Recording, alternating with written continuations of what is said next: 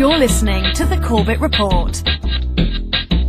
CorbettReport.com. Welcome, my friends. Welcome to another edition of the Corbett Report.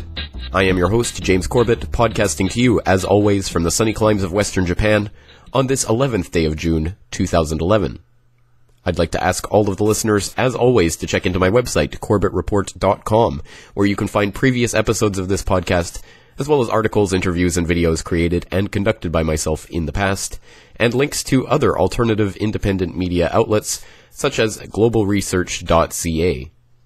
And on the note of globalresearch.ca, viewers of Sunday Update might have noticed that last week's edition of Sunday Update was brought to you by the Center for Research on Globalization, better known as globalresearch.ca. That was not a one-off affair. In fact, now every week, Sunday Update will be brought to you by the Center for Research on Globalization at globalresearch.ca, so I would certainly hope that people will check out Global Research if you have not yet done so, and also their new GRTV at globalresearchtv.com.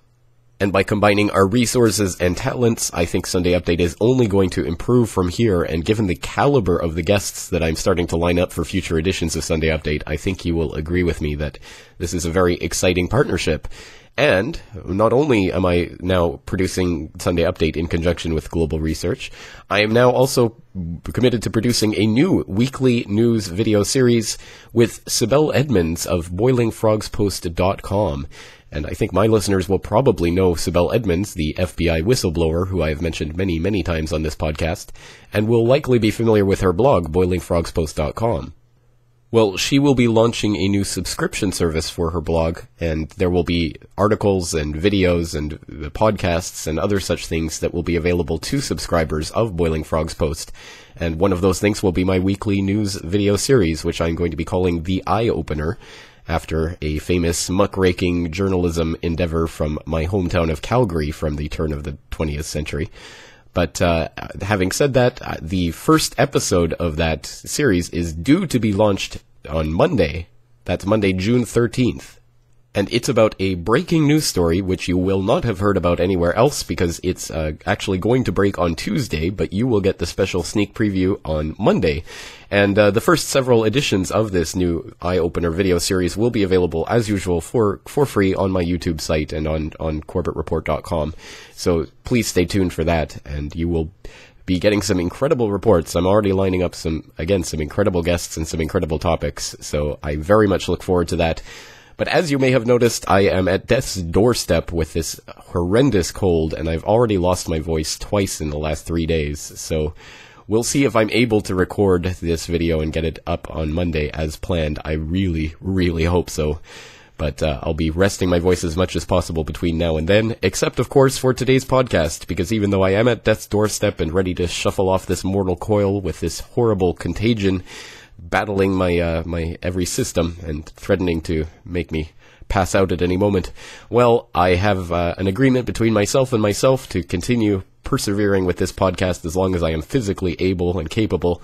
And I've already promised all the listeners that the episode 190 on listener feedback would be coming out today, June 11th, 2011. So come hell or high water, here I am putting it out for you. So I hope you enjoy this episode. Again, today we will be going over the listener feedback that came in over the past week after my call for feedback. So let's get straight into it. Welcome, my friends, to episode 190 of the Corbett Report podcast, Listener Feedback. And as the title, I think, makes quite clear, yes, today we are taking questions and comments and suggestions from the listeners. So I am once again overwhelmed by the amount of feedback that I've gotten over the past week and all of the incredibly amazing, insightful, wonderful things that you've had to say, and some things that go against what I have to say, which is also, well, of course, it's welcome to get alternative points of view. So I've taken the liberty of breaking down the feedback that has come in into 4 broad categories: questions, suggestions, disagreements, and finally, positive feedback, which is also nice to hear, of course, as well. So let's get straight into it, and we'll start with the questions category. And for the first question, we're going to go to the voicemail, and a voicemail from an anonymous caller. Anyway, James, I just wanted to know what you thought about Ron Paul. That is all. Have a good day. Bye. Okay, well, that is a good question. What are my thoughts on Ron Paul? Well, in a nutshell, I guess I would have to say that ultimately I can't throw 100% support behind Ron Paul. Because I have to say that his stance on 9/11 truth is, something that I can't support. He has given interviews in which he has flat out denied any connection whatsoever to 9/11 truth or the 9/11 truth community. And then he has granted other interviews in which he has basically said that he will not concentrate on those issues because he's busy concentrating on things like the Federal Reserve, so he can't really, devote himself to other topics that might distract him from his main objectives. And I think certainly the implication that a lot of people have thrown around, and some people who actually know Ron Paul, is that he does, of course, not accept the official 9/11 conspiracy theory. But if that's the case, and he really does have his questions about 9/11, but he's willing to shut up and clam up about the issue because, well, for whatever reason, I guess because it's more electable, and he wants to be presented as an electable candidate, well then, ultimately I can't support that. I absolutely reject that. I think it's something that I'm completely and utterly sick of is politicians who won't stand up for what they believe in and won't question the status quo because they are afraid of not being electable, and, oh no, what will Glenn Beck and the others say about me if I come out for 9/11 truth? So ultimately I can't throw my support behind any candidate who's not willing to stand up on his beliefs. But having said that, I have to stress that, as far as I can see, there is no one in Congress who comes anywhere close to as spot on so many subjects as Ron Paul is. And his incredible speeches against the illegal wars, against the police state, against the CIA even. He even called them out and said there's been a coup in the United States and the CIA is responsible. I mean, just incredible things that you would not be getting from any other congressman. So I do have my hats off to him, and I think he does good work, and for that reason I do support him more than other Congress critters, and I will ultimately, I guess, probably, unless something really changes, I probably hope that he, does get the nomination for Republican presidential nominee, but ultimately I can't throw unmitigated 100% support behind him. So that's it's not a clear, definitive answer, but that's the answer that I have. So thank you for the question. Let's move on to the mailbag, and we're going to take some questions. There's a couple of, I think, related questions. One from Raphael, who writes, I would like to raise awareness to the truth movement, but I find most people aren't interested. Just wondering if you had any suggestion on activism groups or ways to wake people up. Thank you for all your efforts in trying to defeat the NWO. And we have a comment from Patrick. I was attempting to have a conversation about geoengineering and its possible effects when I began to be called names. Obviously, the word paranoid came up. Would you have any advice the next time I face these name calls? How have you dealt in the past? All right. Thank you, Raphael and Patrick. Good questions. On Patrick's concern about the name calling and ad hominem attacks, well, I mean, to a certain extent, I certainly understand as a human being, having been in conversations where that type of name-calling comes up, it is frustrating, genuinely frustrating, to have people dismiss an entire argument and all of the presented evidence because, well, you're paranoid, you're crazy, you're a conspiracy theorist. So I know it's frustrating at that level, but ultimately, on the wider view of things, perhaps counterintuitively, and this actually speaks to what Raphael was saying also about suggestions for ways to wake people up. Well, perhaps counterintuitively, I have always maintained that the Corbett Report is in no way, shape, or form meant to convince anybody of anything or meant to plead with anyone, oh, please take a look at this information, oh, please believe me, oh, please. It's absolutely not about that in any way, shape, or form. Ultimately, all I'm doing is trying to put out that information that I think is interesting and credible and put the sources out there so people can check into it for themselves. And that's the some extent of what the Corbett Report is doing. And I think if we take that attitude and put our measure of success not in being able to wake up this or that person to this particular truth or that particular thing, if we put it more in a broad state where we're out there, we're putting information out there, we're injecting ourselves into the discourse, and there's always going to be people who will turn away from it and don't want to hear it, and that's really their problem, and we have to really and truly take that to heart, that it's not our duty and it's not the sole measure of our success that this or that person actually takes what we're saying into account. And it's been said many times, but I think it bears repeating that we are out there sowing seeds, and you never know how seeds are going to grow up. So you go out there, you sow the seeds, you obviously get a lot of kickback and people who don't want to listen to it, but those are the same people who come around, years later and say, well, I was reading about this, and maybe you were right about that, and you never know how that's going to happen. So I think it's best not to concentrate too much on the negative feedback and just to plow ahead and keep going forward, because ultimately, if you know that you have the sources, you have the information that you think is sound, and you have the documentation to back it up, then why do you care what this or that person wants to dismiss? That's really their problem. So that's my short answer to that. Let's move on to an email from George, who writes, do you think websites like Max Kaiser and InfoWars do more harm than good? Is it possible that these sites are planned distractions to keep people feeling angry and believing that they are actually doing something by reading and contributing to these sites? Max Kaiser continually attacks the big boogeyman JP Morgan and also Wall Street. He and his co-presenter often push the point that man-made global warming is one of the biggest threats that we face. See the following, and he includes a link to a recent Max Kaiser article with some unfortunate commentary from Stacy about, oops, despite increase in plant food emissions, crops failing in warming world. And then George continues to write, I am very suspicious of Max Kaiser. At best, he's just typing the tension to get advertising revenue. At worst, he is a clever weapon of the elite to sidetrack the anger of the people away from really damaging the elite.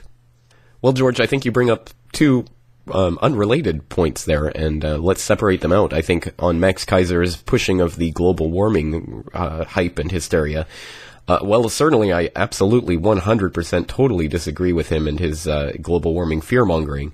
And I think he very much definitely comes from the left side of the phony left-right political spectrum, and a lot of his commentary is informed by that. So we see him talking about things like that, and unfortunately, I think, dismissing the important and relevant evidence because of his political agenda. So on that point, I very, very much disagree with Max Kaiser. And yet, on so many other points, especially his not only insightful, but also very, very to-the-point commentary on the Wall Street banksters, I think he's absolutely on point, which is why I have interviewed him in the past and likely will continue to do so. And again, this speaks to a fundamental point that I've been trying to make in recent weeks, and hopefully will continue to push home to people, is that I do not agree with everything that my guests say, and I am not here to account for what they say in other contexts, but I am simply trying to put forward those ideas that I agree on, and to find points where we can work together. Because if you are looking for gods to follow, infallible gods who believe and say everything that you think and everything that you believe, well, I don't see the point in that. I think that's a fundamentally flawed way of looking at things, and I know there are going to be people out there who have strong disagreements with things that I say or things that other researchers say, and I think the point is to be able to find those points in which we agree and work together on those points, because in that way we will be much stronger than if we spend all our time picking little fights with everyone because they don't agree in this or that. So in that regard, yes, I have my disagreements with Max, but I also value his opinion. On the other regard, I find it kind of strange that you would posit that talking about the boogeymen of JP Morgan and Wall Street is a planned distraction. I think very much oppositely to that idea. I think that JP Morgan and the Wall Street banksters and the very obvious and very demonstrable criminal activities that they've engaged in and gotten away with over the past few years, if not decades, if not centuries, is so in your face, so staggering, that I think it's an absolutely key part of the entire infowar that we're fighting. So I don't see that as a distraction in any shape or form, and I don't really see where that's coming from. So let's move on to an email from Carl, who writes, quote, the frame for the question, confirmation bias, the tendency to find and absorb only that information which fits in with one's current beliefs, is a common weakness of all men. However, the distorting effect it has on the accuracy of one's outlook can be increased by the vast amount of searchable information available on the internet. Also in cyberspace, people often flock together and network with like-minded folks to share like-minded information like shoals of fish. As a result, they limit their exposure to varied opinions. Seeking out and seriously considering contrary or uncomfortable information not only involves harder work, but psychologically it is very difficult or almost impossible for most people to do. Also, it is in the nature of group behavior to, at best, discourage expression or consideration of contrary opinion, and at worst, to censor and ridicule it. Truth-seeking groups are no different. So the actual question: how do you personally try to reduce the detrimental effect of confirmation bias on your outlook on the world, and as a result, the accuracy of your reporting of the world? Are you aware of your own limiting bias? Do you ever feel encouraged to espouse particular outlooks popular amongst your peers, but feel pressure to shy away from expressing other personal outlooks, as you know they will not go down well and will result in drama? End quote. Well, Carl, that's an excellent question, and one that I have tried to address on previous episodes of this podcast quite explicitly, especially, for example, in our episode on Patriot mythology. I very, very much agree that we have, as human beings, have a tendency towards confirmation bias. We seek out those things that support our viewpoints, and we tend to disregard things that go against those viewpoints. So I think you frame the question in the right way. You don't say how to eliminate confirmation bias, because I think that's part of human nature, but we have to try to reduce confirmation bias and its detrimental effects. I agree with that very much. And I don't know if I have a pointers for doing that, but I think we just simply have to continue to question our beliefs and continue to question whether the information we're finding is truly backing up what we already believe, or if it just appears to be something that will suit our already existing view of the world, so we take it on board. And when we see contrary evidence, we have to ask whether it's valid, and if not, why not? And it's something that we just have to continually challenge ourselves to do. And I listen to numerous podcasts, lots of different alternative researchers and media hosts, and I have to say, I don't mean this in a tooting my own horn kind of way. Maybe some people would even see it as a weakness, but I think that myself, I'm one of the few people out there who is constantly saying that I don't know this or that, and I can't say this or that thing is beyond my knowledge, so I'll have to refrain from commenting on it.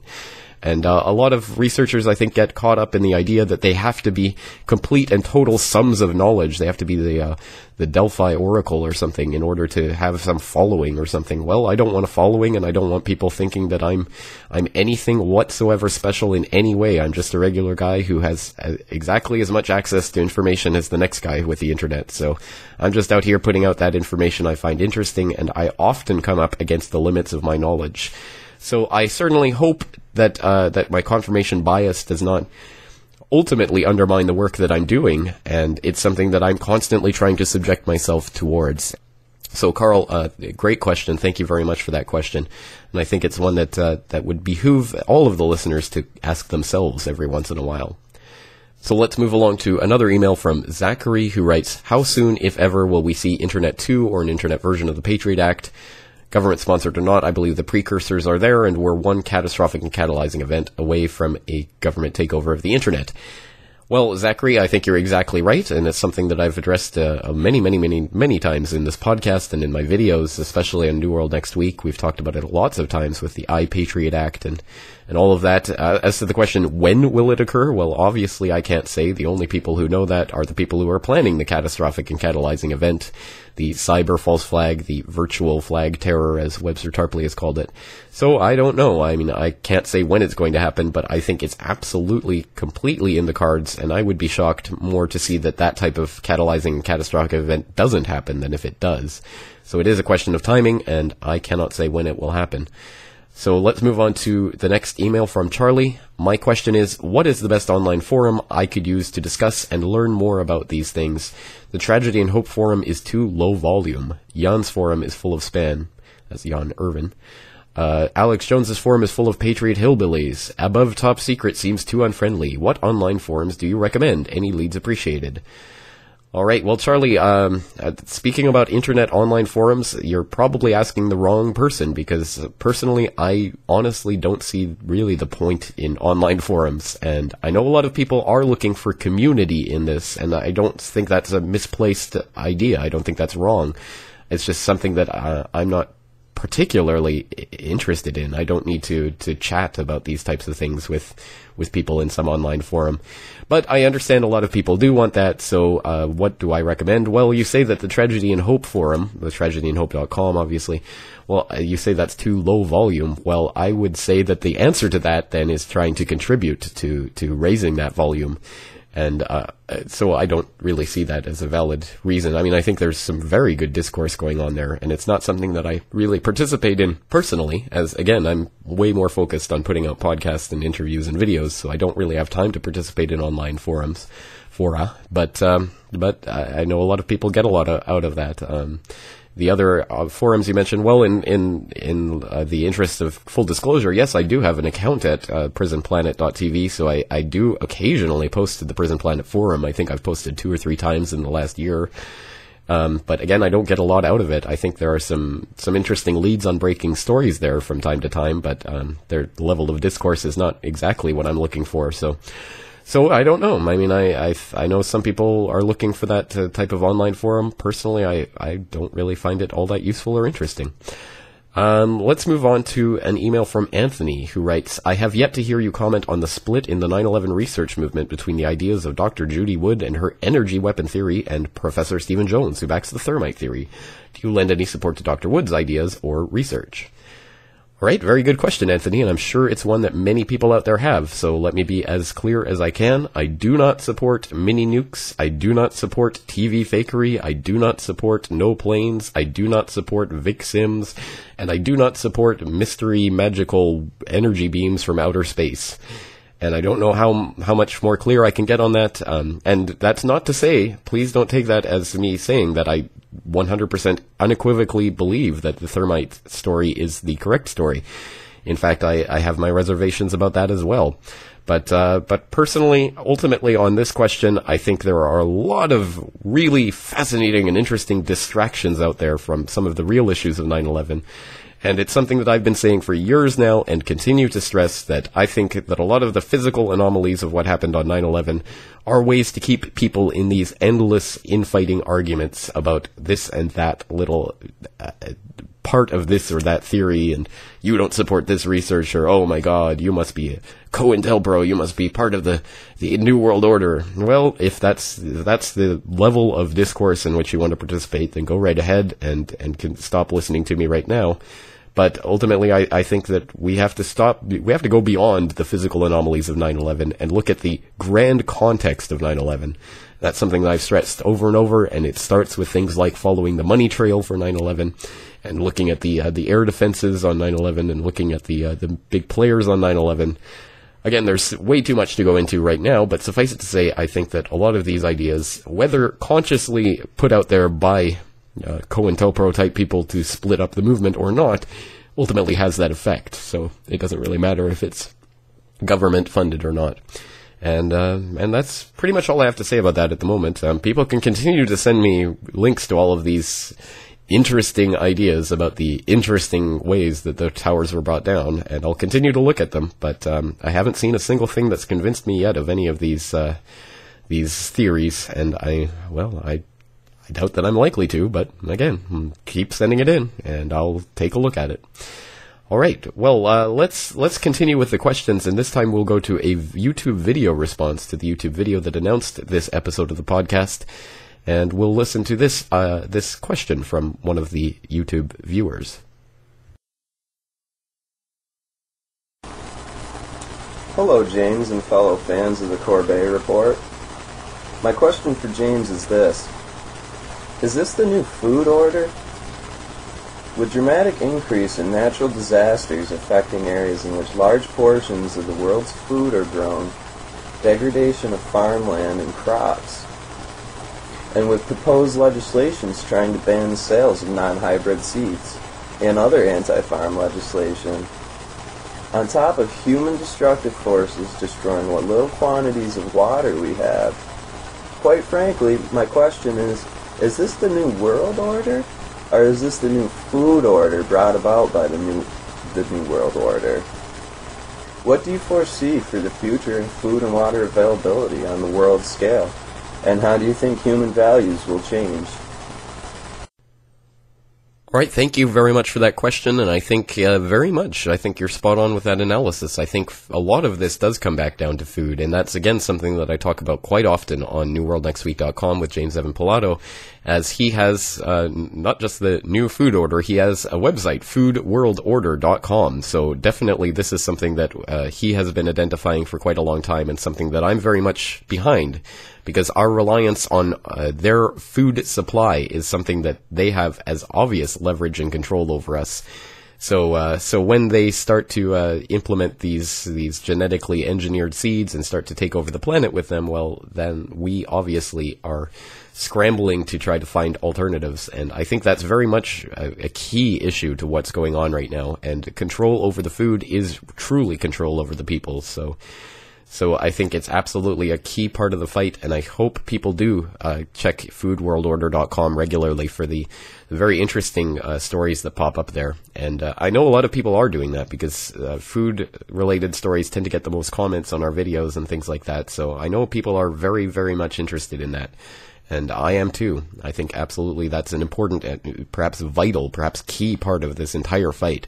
And that's something that we'll come back to a little bit later. But right now, let's move on to the next category of feedback that I got, and this is coming under the category of suggestions. So first, let's go over a rather large list of episode topic suggestions that I got from various people. I had an email from Jeremiah suggesting that I do an episode on Ruby Ridge, and I very much agree that would be a good idea for a future episode. I had one from Julian asking me to talk about the Icelandic bank crisis. I have addressed that several times in videos and podcasts, but I think it is something that would be worth coming back to and trying to get perhaps even some more interviews or something lined up with people who are there, so I agree. Matthew wants me to talk more about disengaging from the money system, which, again, is something that I'm very much behind. And he sent a link to communityforge.net, a website for building local communities, including local money systems, and I'll include that in the documentation for this episode. I had an email from Adam asking for more info on chemtrails, and I did cover that as quite explicitly in episode 138, Geoengineering and You, but I very much agree it's a topic that would very much bear more scrutiny, perhaps in more a type of video report, because I think it's more important to see the evidence for that than just to talk about it. I had an email from Elizabeth asking me to take a look at the sexual perversions of the elite in things like Boys Town and Bohemian Grove and other such scandals. And I agree that's a topic that's ripe for research. If people are relatively new to this podcast, they might want to go back and check episode 39, Who is Jeff Gannon, which I think is the hardest hitting report on that aspect of the elite that I've done so far. And it's full of really, really fascinating information along those lines. And finally, I had an email from Brad asking me to do more reports on Fukushima, including interviews with reporters on the ground. And I'd very much be interested in doing that, because it is obviously an incredibly important story that has been a victim of the 24/7 news cycle and has long since cleared off the plate of the mainstream controlled corporate media. So I would very much like to continue following that up. In terms of sources for that type of reportage, though, I'd really like people out there to try to recommend some sources for me on that story, because it's very difficult to find people who are knowledgeable and have some actual connection. You know, reporters on the ground. Well, you know, I can't speak Japanese well enough to interview someone, and it wouldn't really be much use to the audience out there either. So it would have to be an English speaker. It would have to be someone who's quite knowledgeable about these issues. I don't know. I mean, I've interviewed several people. I've tried to interview others. I've sent several interview requests out there to various people, but they never got back to me. So it's a difficult story to get a handle on, especially as the story continues to change from day to day. And it's something that I'll have to continue trying to do. So again, your feedback and links are very much appreciated. But people, by the way, can stop sending me links to the report about the possibility that Israel planted nukes off the coast of Japan in order to cause a tsunami, in order to flood Fukushima, in order to cause the meltdown of Fukushima, because Japan had offered to process uranium for Iran, which I think is an absolutely ridiculous story that has absolutely no basis in reality and is completely just out there fantasy land type stuff, but is obviously propagating far and wide and is being sent to me by many, many, many different people because, well, it's Israel and they're capable of any type of a monstrosity and atrocity. And it's very unfortunate, I think, that people are continuing to propagate that. And just as one example of why I think that's so ridiculous, oh yes, definitely, Israel wanted to get Japan for even daring to suggest that they could process uranium for Iran. Oh, wait, but Russia has been proposing that exact same thing since 2005. And, oh yeah, in 2010, Brazil and Turkey and Iran actually did sign a three-way agreement for Brazil and Turkey to process uranium for Iran. Why isn't Israel attacking them? Oh, well, anyway, I think it's just ludicrousness, and I would really appreciate if people stopped sending me that report. Moving on to an email from Cheered. He says, the solution to all our problems might be easy. Don't hate the elite, become the elite, to paraphrase James Evan Pilato. What I mean is simply to learn not to limit yourself to the short and mid-term, but to learn the knowledge and techniques that empower you in the long term. Learn about human nature, about the fundamentals of politics, culture, finance, etc., and apply these fundamentals in daily life. Without aiming to be complete, these are a number of things that everyone can do. Number one, the true source of social power is to let other people think thoughts that are ultimately not beneficial for them, but great for those in power. So question your beliefs. Beliefs are dangerous things. They are just as likely to harm you as to empower you. Number two, regularly ask the questions. What is the game that is played in this particular part of society, and is this the game we want to play? If you do not want the bank to win all the time, don't play roulette, but choose or design a more fair and more enjoyable game. Number three, not every ploy of the elite is a conspiracy. In fact, much of it is wide open. The Corbett Report presents scores of them. As an alternative to conspiracy, an alternative to conspiracies is that it is simply too easy to manipulate most of us with time-honored ploys. In fact, while the elite, criminal or not, is enriching themselves, we the people are hoping that others solve our problems while we should be overseeing and directing it ourselves.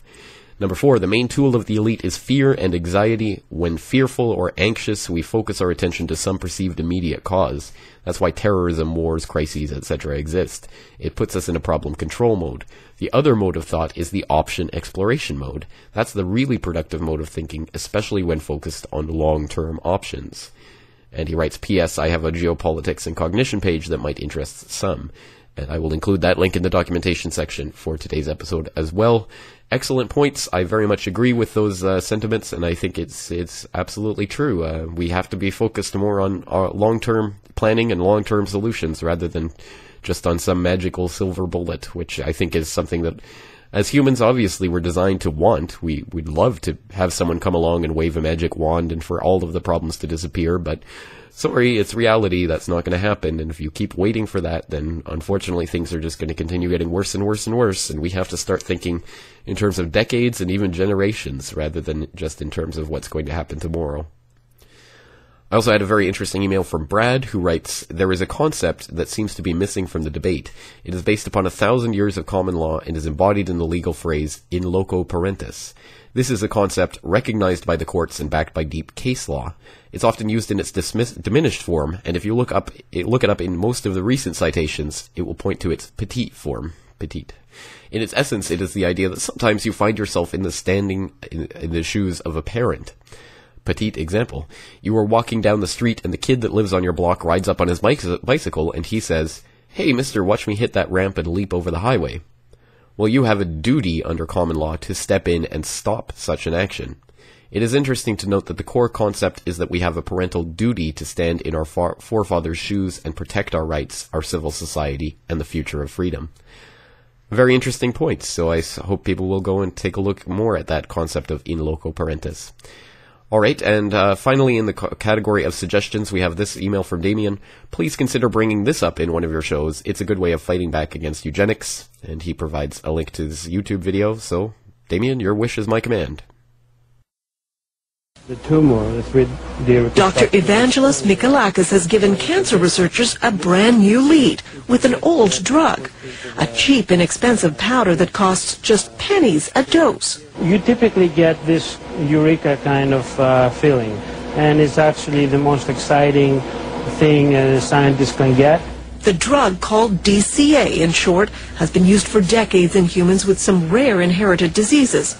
When he added it to the water of mice and rats given human cancers, the results surprised him. And has this big tumor growing in his back. So you can see that even after 3 weeks there is a significant or 70% decrease in tumor size. It shrunk brain, breast, and lung tumors in the animals in a matter of weeks, and the drug had no side effects, confirmed by tests of DCA in humans for other diseases. This kind of results to my mind, are as good as it gets. And it seems to work by reviving the energy-producing components of human cells, allowing the cells to work normally again, triggering cancerous cells to commit suicide. Scientists agree that DCA now needs to be tested quickly in human cancer patients. This is exactly what we want, a drug that has activity, but has also minimal side effects for patients. But there's a problem. DCA isn't owned by any pharmaceutical company. There's no patent on it. So on one hand, it could become a very inexpensive new treatment for cancer. On the other, drug companies won't be interested in funding studies for a drug that won't make them a profit. This is a difficult question because typically, there are market considerations. So now Dr. Mikalakis has to find someone who will pay for the next round of testing. We hope that we can attract the interest of universities here in Canada and in the United States. And he doesn't want to let the medical dream of a cheap, effective anti-cancer drug disappear just because it might not make someone a lot of money. All right, Damien, thank you for bringing that to our attention. And, of course, I will provide the link to that for people who want to go and take a look at the entire clip. All right, well, let's move on to the next broad category of feedback, and this one is disagreements, and we'll start with an email from Steph. As you've explicitly asked for feedback, I'd like to take this opportunity to thank you for interviewing J7 researcher Tom Secker a couple of times and linking to the J7 research group. J7 do excellent and meticulous research, but promotion isn't their strong point, leaving the field open for more colorful and imaginative characters such as Muad'Dib. And listeners out there might know him as John Anthony Hill, previous interviewee on the Corbett Report. Your interview with him is the only facepalm moment I can recall throughout my time listening to your excellent podcasts. Unlike Secker's work, Muad'Dib's 7/7 film is a flawed production, which presents speculation as fact. Both he and his film appeared on the 7/7 scene from out of the blue, just as the BBC started production of a hit piece on 7/7 conspiracy theorists. The BBC duly went to town on the film and his messianic pretensions. The 7/7 inquest recently concluded on Friday, 6th of May. As luck would have it, Muad'Dib's trial for attempting to interfere with another court case without the consent of the accused commenced on Monday, 9th of May. Thumbs up for being one of the handful of voices to speak out against the Japanese earthquake HAARP nonsense a few weeks back. Reading around elsewhere in the alternative media, you'd be forgiven for thinking there were actually some evidence connecting the two. If you're going to be skeptical of official narratives, it only makes sense to be equally skeptical of alternative narratives. Your work stands for that principle, and as such is still quite a rare thing. All right, well, thank you for that feedback, Steph. That was very much appreciated. And on the last point first, yes, I have been one of the people who have been absolutely holding out on the Japanese earthquake HAARP connection because I was initially presented only with ridiculous, completely unconfirmed, unsourced, uninteresting material, and I got a lot of it about basically people just asserting that there was a connection without providing any shred of evidence whatsoever for that connection. But on that note, I actually did receive an email today from a contributor named Carl who sent me a link to a Natural News article, which sources back to an MIT study that was just published and is available on technologyreview.com. I'll put in the link that shows that, in fact, yes, there was atmospheric heating, an unusual and very specific atmospheric heating directly over the epicenter of the earthquake for 3 days prior to the earthquake. And this is coming from MIT, so not exactly whacked out conspiracy theorists. Now, please be careful, that does not mean that it was necessarily HAARP. There are lots of possible explanations for atmospheric heating, and there are some ideas that the tectonic movements that were already underway prior to the earthquake itself might have caused radon radiation to be streaming out into the atmosphere, and that might be what's being picked up. So there's a lot of different alternatives, but it is, I think, probably the strongest evidence I've seen yet for the idea that there could be, theoretically, a link between the ionospheric heaters and the Japanese earthquake. And as Freeman pointed out in our recent conversation on freemantv.com, well, he said that, yeah, well, there are many different ionospheric heaters. They're not just HAARP. It's not just the US that has these. So people should stop equating ionospheric heating with HAARP itself and start to take a look at the idea that other countries are also playing around with this. So even if we could absolutely confirm that it was the result of ionospheric heating, we couldn't necessarily then say that it was HAARP. So again, there's lots going on there. But getting back to your first point, Steph, I will take the compliment about the interviews that I've done with Tom Secker, and I absolutely agree that Tom Secker's research is impeccable and that he is an absolute fountain of knowledge on 7.7, so I'm very glad to have made his acquaintance, and I do very much support the work of J7 because I think they are absolutely committed to really going over the official story with a fine-tooth comb and finding out all those things that just do not add up, so I will once again commend them to the listeners. On the point of John Anthony Hill, aka Muad'Dib, well, consider this my mea culpa. Whatever I was planning to accomplish with that interview, I obviously did not accomplish it because I have received a lot of feedback about that interview, absolutely none of which is positive. And I concede, I understand why people are so disappointed with that interview. Certainly, I did not in any way, shape, or form mean that interview to be an endorsement of John Anthony Hill's research or the idea that he is a messiah or any of that other nonsense garbage twaddle. But having said that, I absolutely 100% should have been more upfront about calling him out on that nonsense instead of humoring it with tongue-in-cheek, as I obviously did. That was completely and utterly the wrong thing to do, and I agree with that. I still stand by the idea that it is ridiculous that someone was deported and spent 150 plus days in jail for having mailed a DVD to a courtroom, no matter whatever laws he supposedly broke, but actually he was just cleared, so he actually didn't break any laws.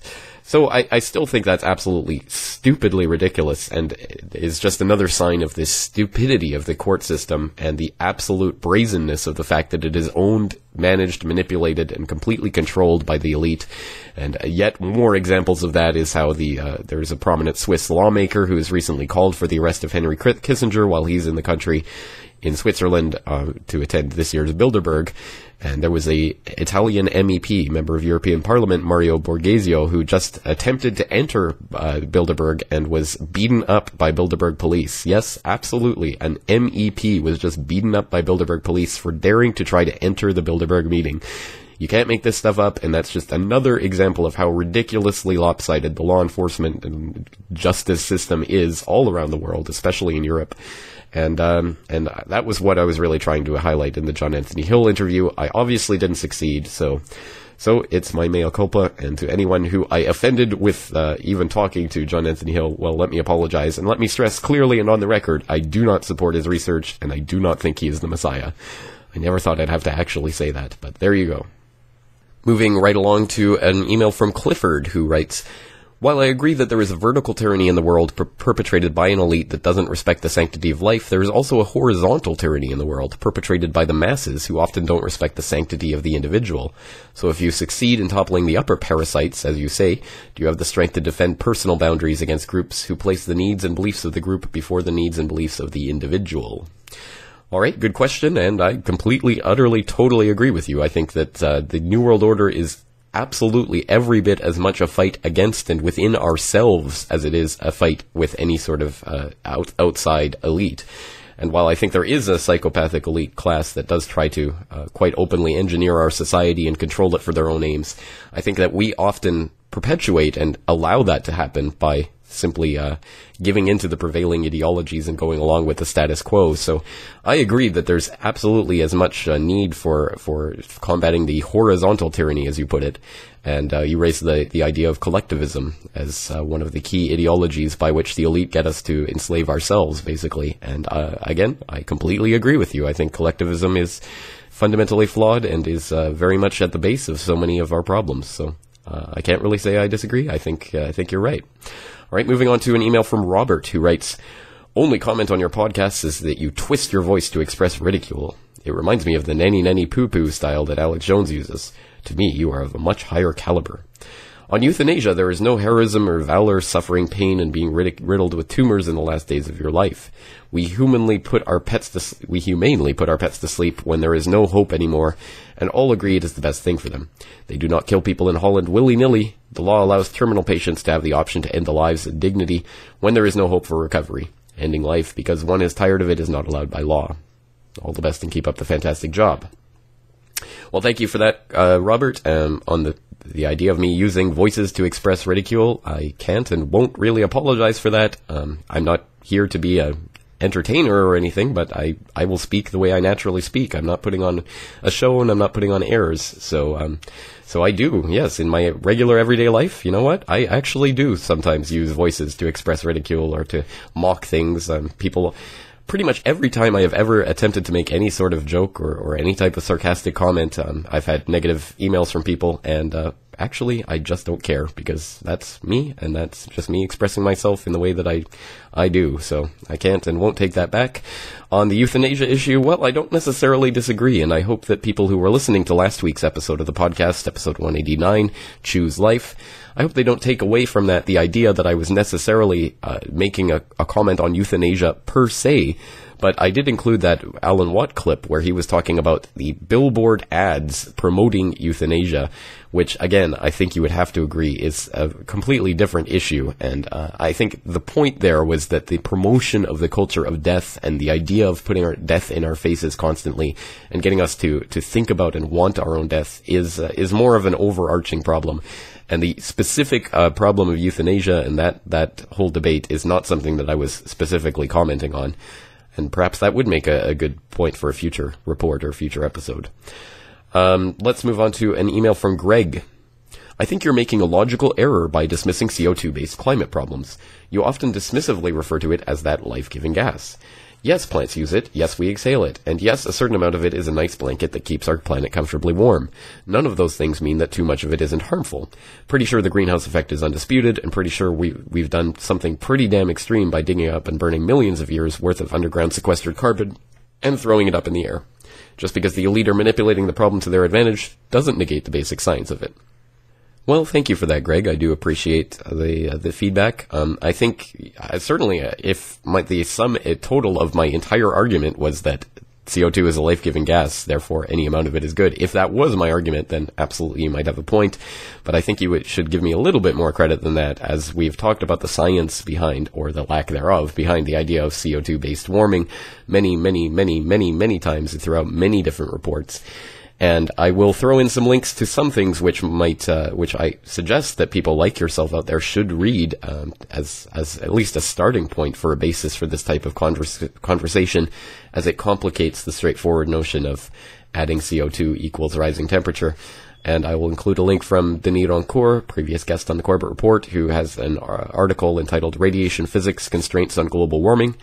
I'll include an article called New Paper Shows Lack of Correlation Between Temperature and CO2, and another article, No Rise of Atmospheric Carbon Dioxide Fraction in Past 160 Years, New Research Finds. Both of those articles are available from climategate.tv, and I would like to once again commend climategate.tv to the listeners out there, as I do continue to keep it updated, at least on a weekly basis, with some interesting news stories here and there, and some videos and things related to the CO2 warming scam. And although there is much more to be said on this subject, and obviously I would invite you to explore climategate.tv as one source in helping to come to a better understanding of the subject, but I think it is very disingenuous to claim, as many alarmists do, that global warming skeptics do not assert that there is such thing as a greenhouse effect or greenhouse gases. I think that's a canard, it's a straw man, because as far as I know, no serious global warming skeptic claims anything of the sort. However, there are many questions to be raised about the greenhouse effect and the way it functions.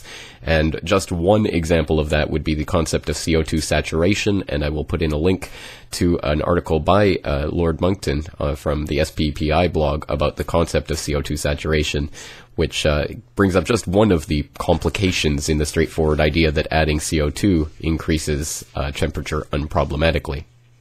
So, although there is much more to be said on that subject, let's move along to an email from Steve, who writes, I think your work is first class. However, this latest lazy dirtbag you brought up can go to hell. Monsignor, who cares, say all you need do is grow your garden and the cabal of evil will cease and desist. Can you smell a pile of poo when your shoes are covered? I'm a gardener myself. Permaculture, cougalculture, you name it. Let's not be confused here any longer. One item is for self-preservation and just good sense. Our awareness is of a different sort. Canter to jackassology, a good cabbage raised hinders not the evil cabal. Foolishness. Please don't dilute your message with any more of this tripe. If you want a message in the positive, you may outsource in many directions, but this fool should be regarded as such. Thanks again. I have shared you with 5 people just this week. Keep up the good work. Okay, well, thank you for that thoughtful analysis, Steve. And if you are a new listener to the Corbett Report and have just come across the concept that gardening equals independence equals the way out of this hellhole that we're being constructed, is being constructed around us, then definitely do not look into episode 41 of this podcast, Food is a Weapon. Do not go back to CorbettReport.com to listen to episode 59, Codex Alimentarius. Stay away from episode 81, Surviving the Collapse. Don't listen to episode 83, Food World Order. Whatever you do, keep your hands off episode 146, Lessons in Resistance, Building Communities. Stay ignorant of episode 150, How to Defeat the New World Order. And whatever you do, don't expose your eyes to the horrible nightmare of the excellent article, The Globalist's Worst Nightmare by the Land Destroyer Report, or Getting Off the Globalist Chessboard by Stuart Rhodes and Brandon Smith. Because as we've pointed out time and time again on this podcast, food independence is independence, which is the key component to getting off of the globalist system. So I can't, for the life of me, understand how anyone could think that that is not an important concept. And although it's not the silver bullet that will cure everything in the world, I agree, it is certainly a key component to getting ourselves off the system. So I couldn't disagree more with that sentiment.